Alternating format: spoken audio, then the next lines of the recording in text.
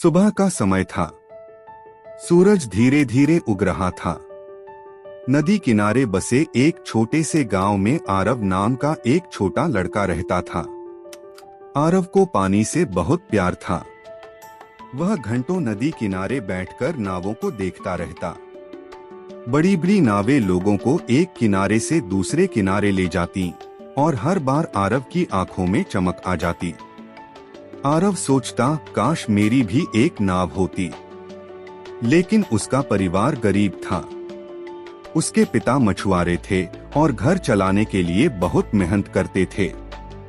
आरव जानता लोग मजाक उड़ाते, लेकिन आरव चुपचाप मुस्कुराता और अपना काम करता रहता। अगले दिन से आरव ने अपना मिशन शुरू कर दिया। वह पूरे गांव में घूम घूम कर टूटी लकड़ियां, खाली बोतलें और पुराने टिन इकट्ठा करने लगा। गांव वाले उसे देखकर हंसते। ये क्या बना रहा है? नाव बनाएगा। कुछ दिनों बाद आरव ने लकड़ियों को बांधकर एक छोटी सी नाव बना ली। वह बहुत खुश था। वह दौड़कर नदी किनारे पहुंचा और नाव पानी में रख दी। नाव पानी में तैरने लगी, लेकिन कुछ ही सेकंड में डूब गई। आरव की आंखों में आंसू आ गए। आरव उदास होकर घर आया। उसके पिता ने पूछा, क्या हुआ? आरव रोते हुए बोला, मेरी नाव डूब गई। पिता मुस्कुराए और बोले, बेटा, नाव बनाना मुश्किल होता है, लेकिन कोशिश करने वाले हार नहीं मानते। उनकी बात आरव के दिल में उतर गई। अब आरव ने फैसला किया कि वह सही तरीके से नाव बनाना सीखेगा।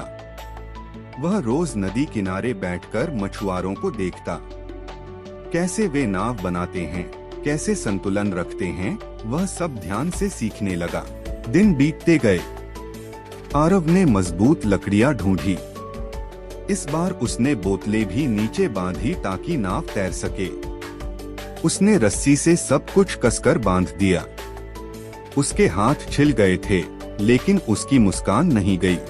आरव धीरे धीरे नाव पर बैठ गया। नाव हिल रही थी, लेकिन डूब नहीं रही थी।